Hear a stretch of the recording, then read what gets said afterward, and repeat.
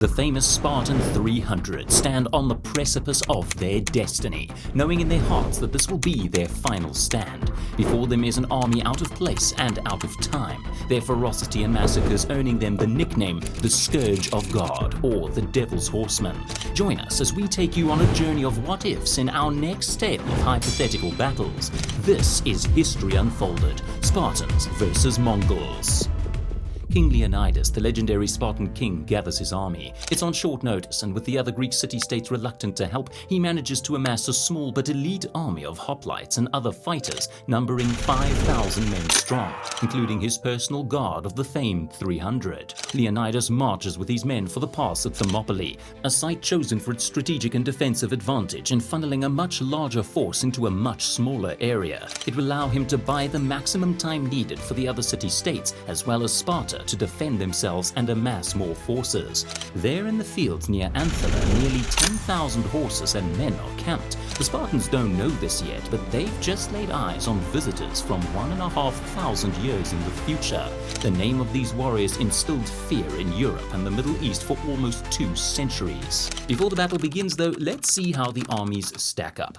The armor of the average hoplite varied, with the Spartans being the most heavily armored with the highest quality equipment. They wore bronze armor, a leather cuirass with bronze scales, known as a linothorax, came across the chest, shoulders and hips. The famous korivos bronze helmet covered the cheeks and nose, and bronze greaves protected the shins. The centerpiece of their armor was the meter-long bronze circular hoplon shield, which they would use to great effect in defensive lines. The hoplites' main weaponry was the dory, a 7 to 8 foot long wooden spear with a bronze or iron tip. The spear was essential for the hoplites' preferred phalanx formation. The secondary weapon wielded was the double-edged xiphos short sword, also made of bronze or iron, used for close-quarter combat, mainly thrusting and cutting. It was a last resort used when one's spear was broken. On the other hand, let's take a look at the Mongol army, consisting of 80% horses and 20% infantry, and every single Mongol able to wield a bow with deadly precision. The 10,000 Mongols don't look like much to the uninitiated. Most Mongols were commoners, and even nobles had a shaggy appearance, unkempt hair, and wore felt and woolen clothing over their leather armor. The Mongols looked like a disorganized batch of barbarians, a far cry from the Spartans. Most soldiers had composite bows that could fire arrows at over 200 meters. Their close-up weaponry was usually the saber, a curved half-a-meter-long blade used for slashing enemies from horseback. Most Mongols were horse archers, and archery played a major part in their lives. The elite among them were heavy cavalry, wearing steel and lamellar armor with leather underneath to provide further protection, alongside conical steel helmets with nose protection. Jochi Khan and his 1,000 royal guards wore extravagant ornate steel armor, the Khans often being tipped with silver or gold. Scarcely 2,000 Mongols are of the noble class with high-quality armor, whilst 5,000 light cavalry archers would be much lighter armored, relying on their speed on horseback for protection. 2,000 light infantry with mostly wooden shields and similarly light armor would swiftly attack and support the horses, with 1,000 men left for siege weapons and logistics. Now let's press play on this encounter to see how this plays out. The Mongols, aware that they've somehow ended up in a strange place completely separated from reinforcements and with no clue where they are in a paranoid and somewhat panicked state.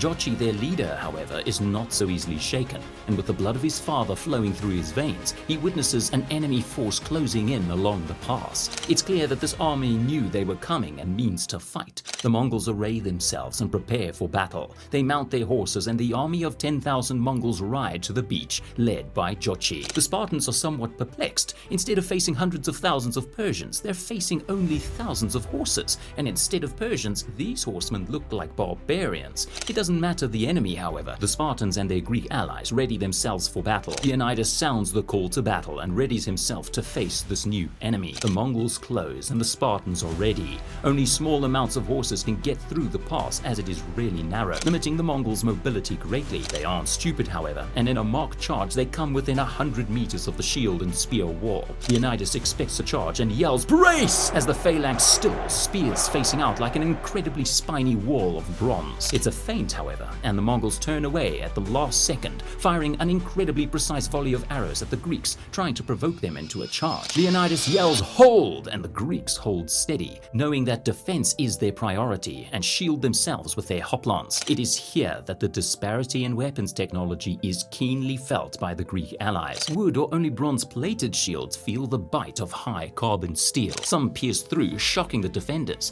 No arrows of the time had such penetrating ability, and whilst only injuries occur, it leaves a mark on the psyche of those who were used to relying on their shield as a steadfast defense. The Mongols have no way of knowing this, of course, but see that their arrow rain isn't as effective as they'd hoped and see their enemy has discipline. The Mongols must pivot around this new information, and instead of relying on archery, Jochi devises a plan. He commands the light infantry now to march into the fray, hoping to lure the Greeks out of their disciplined formation. As the light infantry come into the pass, Leonidas grins. These enemies will not take the pass with ruffians alone. With the threat of those strange arrows gone, Leonidas shouts forward to the ranks, and they begin their advance against the lightly armored opponents in front of them.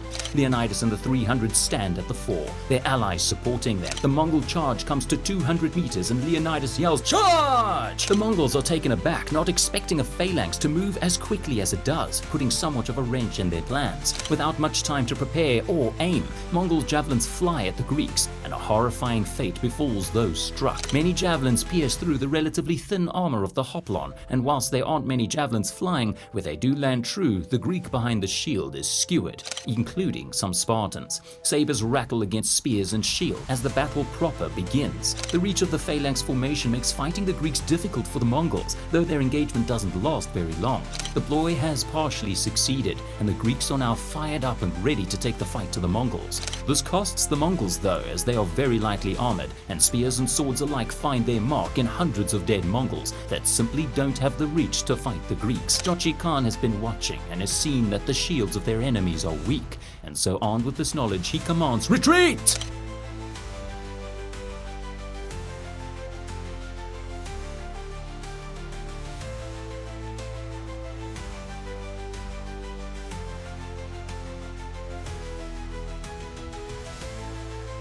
Retreat! They feign a retreat, and as the Greeks begin to advance, they're peppered with arrows from the returning horses as their formation loosens and gaps appear in their shield wall. The Greeks' numbers are being whittled down under intense fire. The Mongols don't need to engage as the Greeks have limited ranged weaponry. Jochi realizes the major advantage the Mongols have, already practically useless. King Leonidas, knowing they're dead if they remain still, orders the march forward once more to meet the cavalry head-on. The cavalry seems unfazed, however, and as the Greeks close to a few meters, Leonidas once more sounds the call to charge. Sadly for him, in this battle, it would be the last thing he said. The hundreds of heavy Mongol cavalry turn away, level their lances at the approaching shield wall, and light their lances. Hundreds of deafening explosions ring out as the Mongols utilize the famed fire lance, the direct ancestor of the modern gun, using gunpowder and technology from their conquests in China, now brought to this time. Projectiles fire out, and with no fear of retaliation, the Mongols lazily keep out of reach of the phalanx on horseback. For the Greeks, however, it is simply too much. King Leonidas leading the charge is struck as the blast sends shrapnel flying at speeds unheard of in ancient Greece, tearing through shields and dismembering those unfortunate enough not to have taken cover. The sight of seeing the Spartan king collapse and the deafening sounds of early gunpowder leave the Greek forces in disarray. In a panic, most of the Greeks retreat, while some soldiers remain steadfast. The steel-forged armor and weapons of the heavy Mongol cavalry easily brush off the attacks by the bronze-wielding Greeks. It swiftly turns into a massacre, as this is what the Mongols do best. Once their enemy is confused and weakened, they press the attack on horseback, far swifter than any runner, and cut down all their remaining enemies. Scarcely losing 1,000 men, the Mongols finish their rout of the Greeks and let out a victorious roar, signaling the end of the battle as the last remaining Greeks are spared, allowed to return back to their cities to sow fear for the Mongols' future conquests. Stepping away from the battle, it's painfully clear to see that the Spartans are completely outmatched by an enemy with far superior weapons technology, armor, and tactics. Sadly, there's no scenario where the Spartans come out victorious, even when they play to their utmost strengths. They are simply no match for the Mongols, their technology, and their bloodthirsty desire to conquer. And that brings us to the end of our video. Did you expect the Mongols to be such a fearsome force to be reckoned with? If you were King Leonidas, what tactics might you have tried to implement to gain an edge? If you have any battles you'd like to see in the future, let us know in the comments, and we'll make it happen. Don't forget to like and subscribe to support the channel and help us grow. If you missed our last versus video, here's a link to that too. Thanks for watching.